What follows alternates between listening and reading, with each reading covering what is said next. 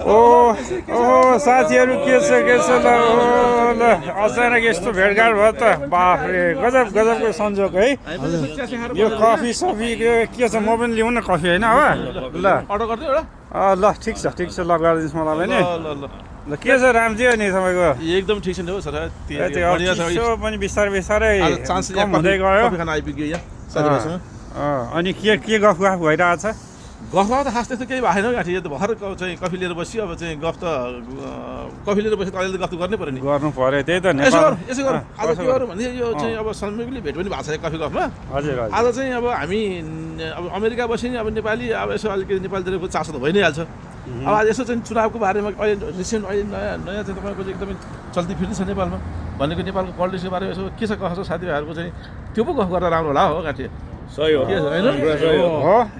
ल ठिक छ यसो नेपालको चुनावी माहौलमा चाहिँ अहिलेको परिस्थितिमा हामीले पनि चासो राखिराख्ने होइन नेपालको चाहिँ बारेमा त्यो भएको हुनाले पनि त्यो उसमा हामीले साथीभाइलाई पनि सहयोग के गर्न सकिन्छ चाहिँ नि भिडियोहरू पोस्ट गरेर त्यहाँ चाहिँ नि पठाइदिने होइन फोन गरेर कुरा गर्न पनि सकिन्छ हामीले त्यसो भएको हुनाले हाम्रो पनि सहयोग होस् न भन्ने चाहिँ नि भावना हो हाम्रो त अब जहाँ गए पनि जे भए पनि मन त हामी नेपाली नै हो एक्कासी सबै आफ्नो कामबाट आएपछि साँझ चाहिँ यसो कफी खायो गफ गरौँ भन्ने भयो अब नेपालमा चाहिँ चुनाव एकदम पिक मोडमा पुगेको छ हाम्रा आफन्तीहरूलाई अब के भने राइट एकदम कुल भएर यो बेलामा चाहिँ को चाहिँ राम्रो छ त कसले देशको नेतृत्व गर्न सक्छ समृद्धि कसले ल्याउन सक्छ अनुभव कोसँग छ त्यस्तो मान्छेलाई छान्नलाई आफ्ना मान्छेलाई भनौँ अहिलेको अवस्थामा यसो हेर्दा गगन थापाले नेतृत्व गरेको नेपाली काङ्ग्रेस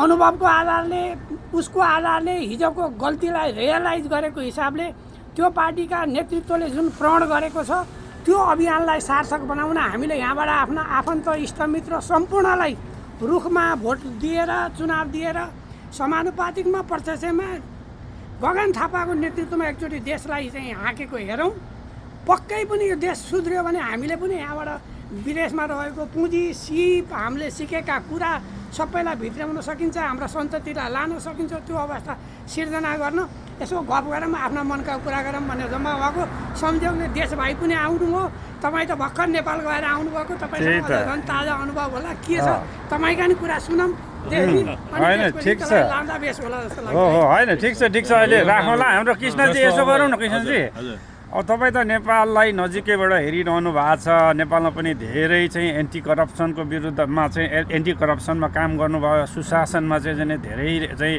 काम गर्नुभएको छ के लाग्छ तपाईँलाई अहिलेको कन्टेक्समा नेपालको गुड गभर्नेन्स एन्टी करप्सन लगायत समग्रमा चाहिँ कसले कसरी चाहिँ समेटेर लान सक्छ के छ तपाईँको धारणा मलाई लागेको कुरा के छ भने मूलत यसपालिको चुनावमा प्रस्तुत गरिएका डकुमेन्टहरू डेटाहरू अथवा भनौँ न विभिन्न नाम दिए पनि घोषणापत्रलाई फरक नामबाट बाचापत्र भनेको छ कसैले होइन अब गगनजीहरूले प्रस्तुत गरेको नेपाली काङ्ग्रेसकोमा चाहिँ अब प्रतिज्ञा पत्र भनेको छ एकदम सङ्कल्प भनेको छ अब त्यो हेर्दा डेप्थमा चाहिँ त्यति डेप्थमा नेपालकै इतिहासमा कुनै पनि निर्वाचनमा हरेक साना कुराहरू राज्य शासन प्रणालीलाई सुव्यवस्थित गर्ने कसरी मोर प्रोडक्टिभ बनाउने कसरी बढीभन्दा बढी राज्यलाई चाहिँ बढी सेवामुखी बनाउने जनमुखी बनाउने भन्ने सन्दर्भमा चाहिँ खासमा हामीले सुन्दै आएको थियो गगनजीहरूको एउटा टिमले चाहिँ प्रोजेक्ट गभर्नेन्सको डकुमेन्टमा काम गर्दैछ अरे भनेर तर वास्तवमा अहिले गगनजीहरूले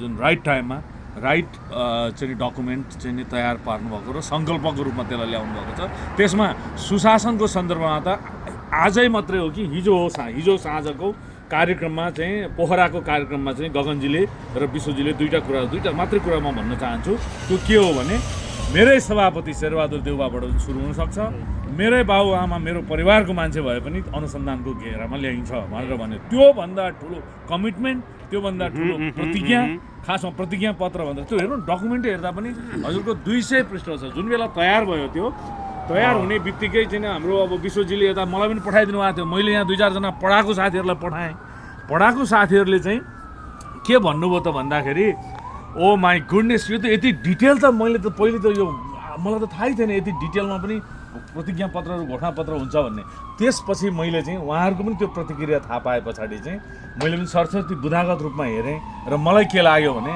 अब वास्तवमा नेपालमा एउटा केही न केही परिवर्तनको शङ्खघोष चाहिँ नेपाली काङ्ग्रेसको त्यो प्रतिज्ञापत्रबाट सुरु भएको छ र त्यो शङ्खघोषलाई साथ दिने चाहिँ फेरि सत्तामा शासनमा पुर्याएर त्यो प्रतिज्ञालाई पुरा गर्ने काम चाहिँ अब आम नेपाली जनताले एकपल्ट विवेक पुर्याउनु पर्ने देखिन्छ। जस्तो विवेक किन पुर्याउनु पर्ने छ भन्दा अपोजिसन खास गरी नयाँ शक्तिको नाममा आएकाहरूले चाहिँ पुरानाहरू सबै भ्रष्ट हुन्, पुरानाहरू सबै काम नलाग्ने हुन् भन्ने अफवाह फैलाइएको छ। हो, पुरानाहरूमा त्यस्तो थियो भने पनि ती सबै पुराना भ्रष्टहरूलाई बढारेर तिनीहरूलाई पाहलाएर एउटा नवीन खासमा भन्ने गरेको छ काङ्ग्रेस 2 भन्ने गरेको छ, जसले अब एकजना त्यहाँका विद्वान चाहिँ विश्लेषकले भन्नुभएको थियो जुन बेला गिरिजाबाबुले चाहिँ 48 सालमा सुरु गरेका आर्थिक उदारीकरणका कुराहरू थियो त्यस्तै अब आर्थिक उदारीकरण र चाहिँ देशलाई उन्नत ढङ्गबाट छिटै अगाडि बढाउने सवालमा चाहिँ यसपालिको डकुमेन्टेसन र यसपालिको टिमले ल्याएको प्रतिबद्धता चाहिँ मलाई एकदमै हाइली चाहिँ छ र म त्यसको चाहिँ पक्षमा म के भन्न चाहन्छु भने म अमेरिकामा भएका सम्पूर्ण नेपाली दाजुभाइहरूले पनि यो विवेकपूर्ण सन्देश आफ्नो स्वदेशमा भएको साथीभाइहरूलाई र मलाई चिन्नुहुने सम्पूर्ण विदेशमा पनि रहनुभएकाहरूले पनि आफ्नो परिवारमा यो सकारात्मक सन्देश र चाहिँ सकारात्मक ऊर्जा चाहिँ सबैमा भरिदिनु होला भनेर म अनुरोध गर्न पनि चाहन्छु। धन्यवाद। एकदमै राम्रो भयो होइन। अब कृष्णजीले अघि त्यो के अरे प्रतिज्ञा पत्र भनौँ कि घोषणा भनौँ कि होइन, यसमा मलाई चाहिँ रामजीसँग बुझ्न मन लागेको नि। अब रामजी त समाजमा पनि बडो भिजेर बस्नु भएको छ, त्यहाँ यो हाम्रो गैर आवासीय सम्बन्धी पनि एकदमै धेरै कुराहरू आएको छ, अहिले समेटेको छ होइन। के छ यसमा चाहिँ काङ्ग्रेसले आखिर गर्ने के रहेछ त यो गैर आवासीय नेपालीहरूको सम्बन्धमा, कस्तो छ धारणा र समग्रमा पनि यस्तो। अब अहिले कस्तो छ भने नेपाली काङ्ग्रेसले पहिला योभन्दा अगाडि भएका सबै कुराहरू सबैलाई तपाईँको चाहिँ जानकारी छ। अब हामीले अहिले नेपाली काङ्ग्रेस कुन हिसाबले चाहिँ तपाईँको चाहिँ चेन्ज भएर आएको छ होइन त, त्यो यस्तो हिसाबले चेन्ज भएर आएको छ कि तपाईँको चाहिँ नेपाली काङ्ग्रेस पुरानो आफ्नो सिद्धान्त लिएर नयाँ नवीन विचार लिएर त्यसरी अब गगन थापा सभापति, विश्वप्रकाश शर्मा उपसभापति, दुईजनाको स्पेसली दुईजनाको पहल हो नि त होइन। अरू साथीहरूले सहयोग गर्नुभयो, सबैले सहयोग गरे, देश विदेशका मान्छेहरूले। उहाँले यस्तो हिसाबले त्यसलाई चाहिँ मुभ गरेर चाहिँ अगाडि बढाउनु काङ्ग्रेसलाई जुरुक्क उचाल्नु भने अहिलेको परिस्थितिमा।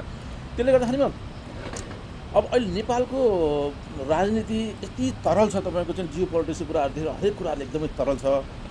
त्यसले गर्दा एकदमै तपाईँको विचार भएको र सिद्धान्त भएको अनि त्यसपछि भिजन पनि भएको सबै कुराहरूलाई चाहिँ लान सक्ने खालको नेता चाहिएको छ अहिले नेपालमा।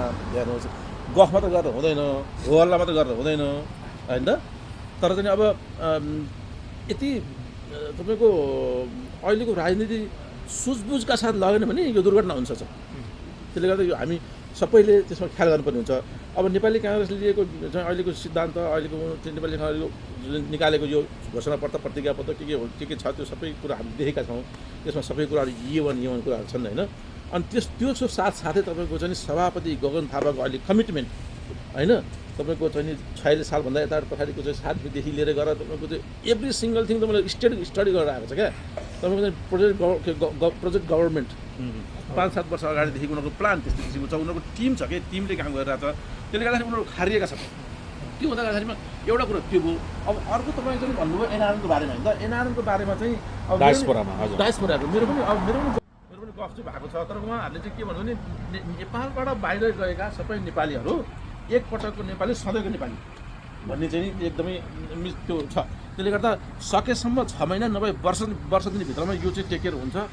विदेशबाट नेपालबाट बाहिर गएका एनआरएन उनीहरूलाई सहज रूपमा नेपाल आफ्नो देश आउन सक्ने, आफ्नो देशमा चाहिँ मजासँग डुअल सिटिजनको हिसाबले चाहिँ त्यहाँ लगानी गर्न, बस्न, सबै कुराहरू गर्न सक्ने त्यस्तो किसिमको चाहिँ त्यो नेपाली काङ्ग्रेस चाहिँ अहिले उहाँको प्रतिबद्ध भएर त्यो चाहिँ हामी 6 महिना वर्ष दिनभित्र त्यो चाहिँ गर्छौँ, गर्ने नै हो भन्ने कुरो एकदमै चाहिँ स्ट्रङली बोल्नु भएको छ उहाँहरूले। त्यसले गर्दा एनआरएनको समस्या चाहिँ अब समाधान हुन्छ, एकदमै हुन्छ।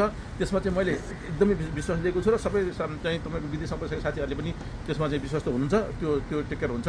त्यो साथसाथै अरू कुराहरूमा पनि अहिले नेपाली काङ्ग्रेसको गगन थापाको चाहिँ सभापतित्वको यो टिमले नेपाललाई नै निकास दिने खालको टिम भएको हुनाले अब मैले पनि अब हामी पनि अब विदेशमा बसेर नेपालको कुरा सोच्ने नेपालका पोलिटिक्सको बारेमा सोच्ने सधैँ गर्छौँ।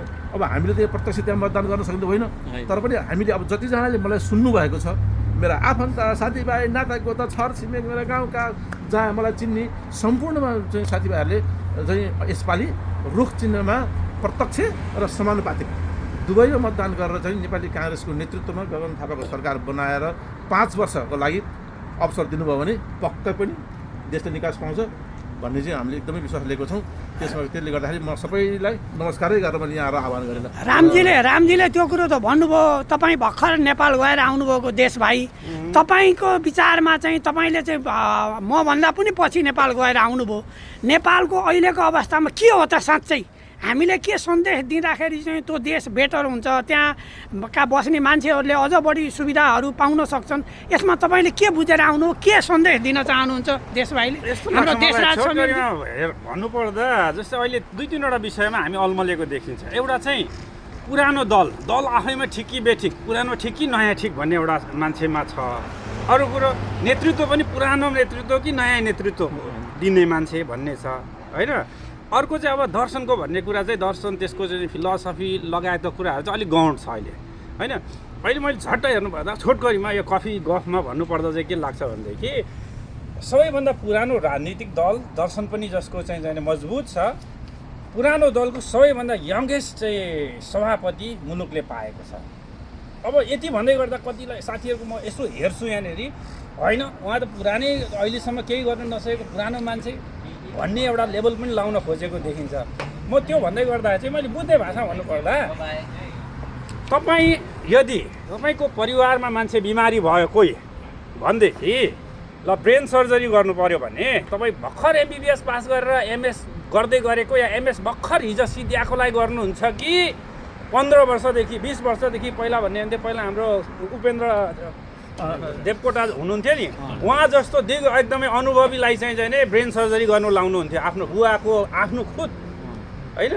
त्यसरी जसरी हामी स्वास्थ्यको कुरामा चाहिँ ज्यान बचाउने कुरामा अनुभवी डाक्टरको चाहिँ सहारा लिन्छौँ, अनुभवी डाक्टर नै चाहिन्छ, त्यसै गरी कुनै पनि ठुलो पुल बनाउनु पर्यो भयङ्कर ठुलो भने भर्खरै पुलचोकबाट BE पास गरेर आएकोले गर्न सक्दैन। म आफै पनि इन्जिनियर हो, त्यसमा अनुभव चाहिन्छ 10-15 वर्षको डिजाइन एक्सपिरियन्स छैन भनेदेखि इन्जिनियर साथीहरू हुनुहुन्छ भने पक्कै पनि महसुस गर्नुभयो होला गर्न सक्दैन।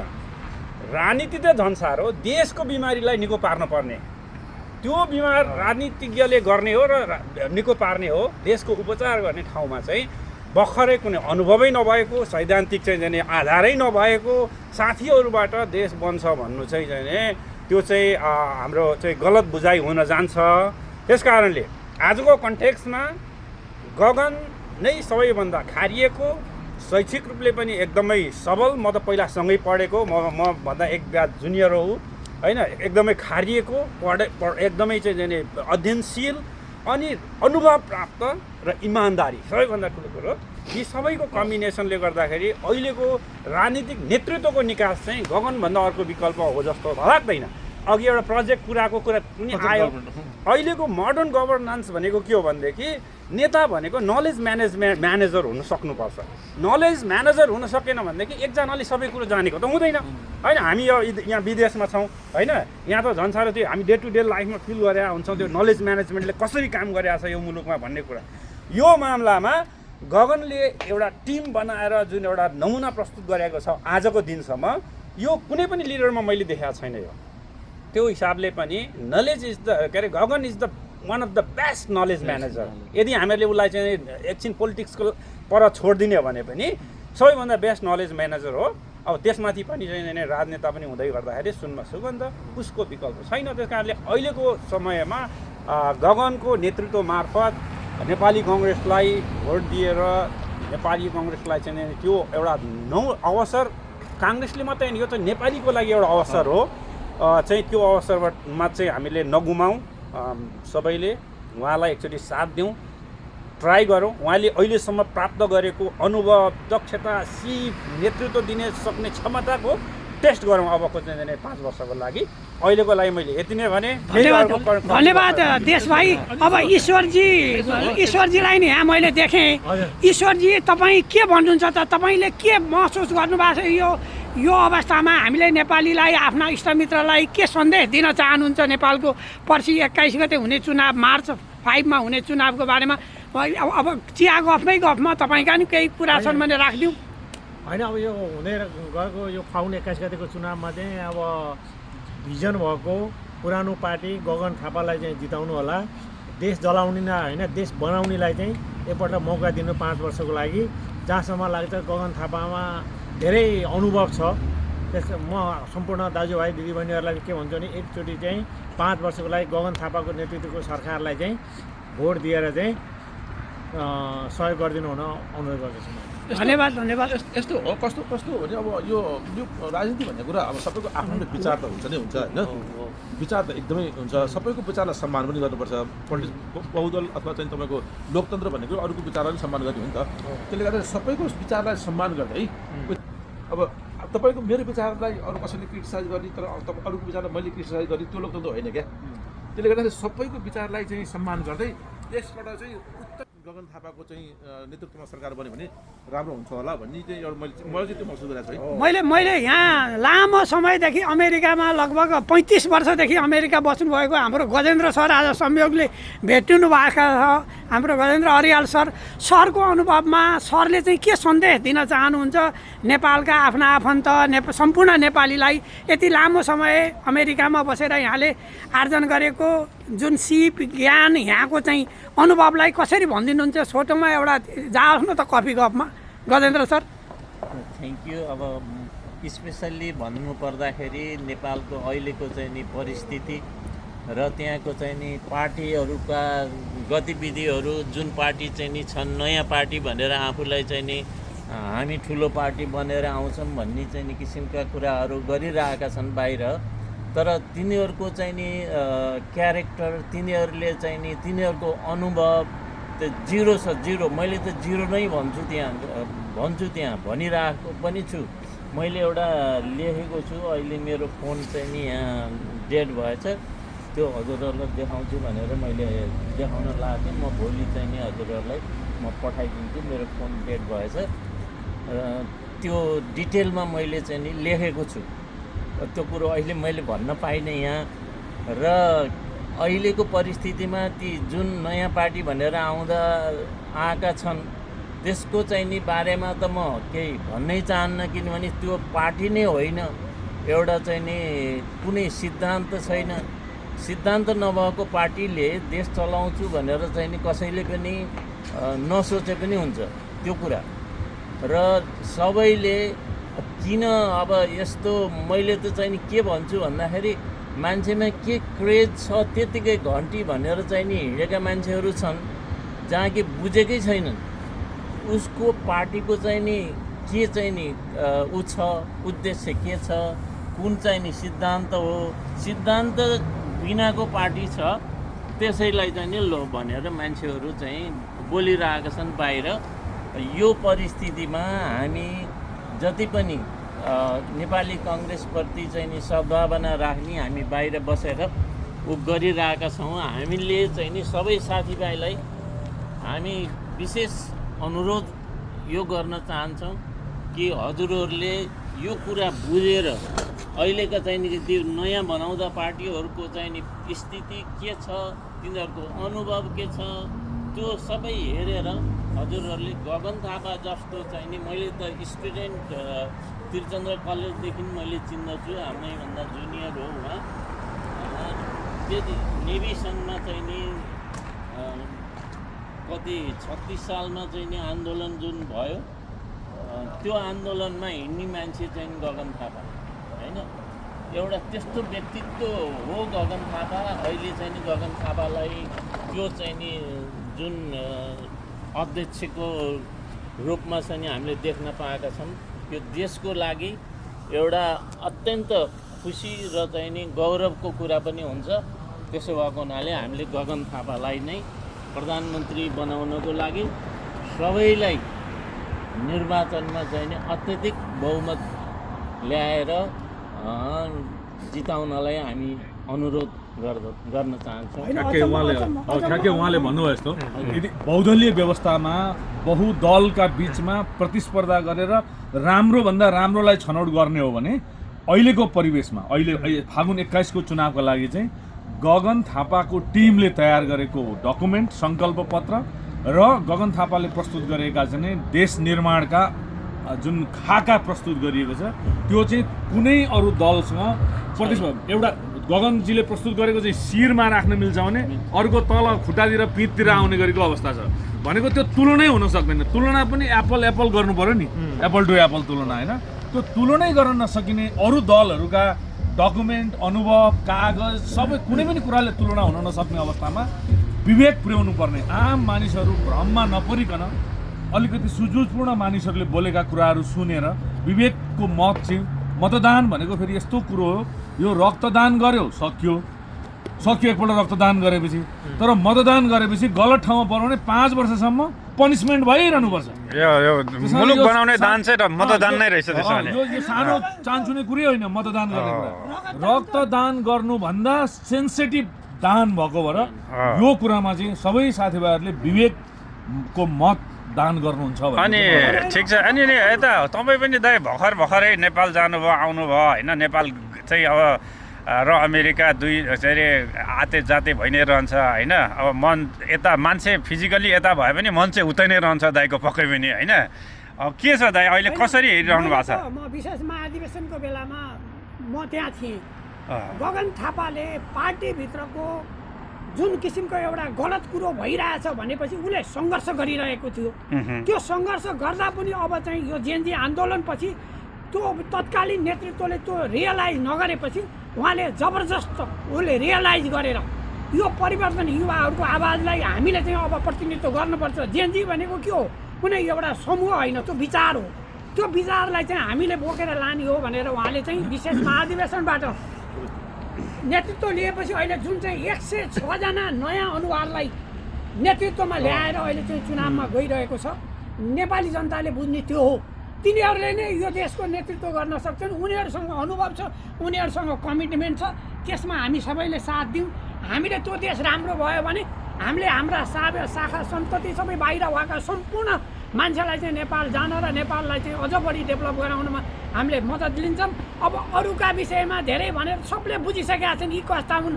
तपाईँले भाषण हेर्नु भएको छ, कोहीले कुखुराको भालेसँग भोटमा आछन्, कोहीले डमीसँग भोटमा आछन्, कोहीले के चिया खायो भात खायो भनेका छन्। त्यस्तो विचारले चाहिँ देश बन्दैन। देश बन्नलाई कमिटमेन्ट चाहिन्छ, विचार चाहिन्छ, अनुभव चाहिन्छ। संविधान बनाउँदा हिजो लडेको आन्दोलनमा लडेको लोकतन्त्र त्यसै आएको हो। अहिले मान्छेले बडा ठुला कुरा गर्छन्। हिजो जेल नेल भोगेको अनुभव छ।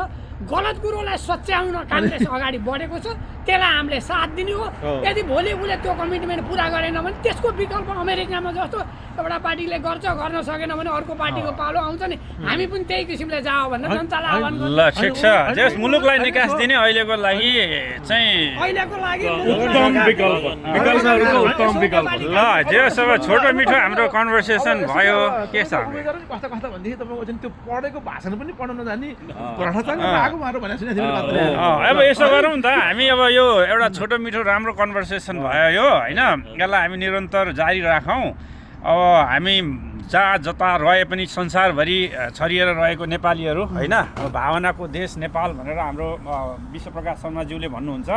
त्यहाँ रहे पनि हाम्रो भावना मन त्यहीँ छ। यो किसिमको कन्भर्सेसन हाम्रो जारी रहोस् भन्ने लाग्छ होइन। के थ्याङ्क यू ल थ्याङ्क यू ल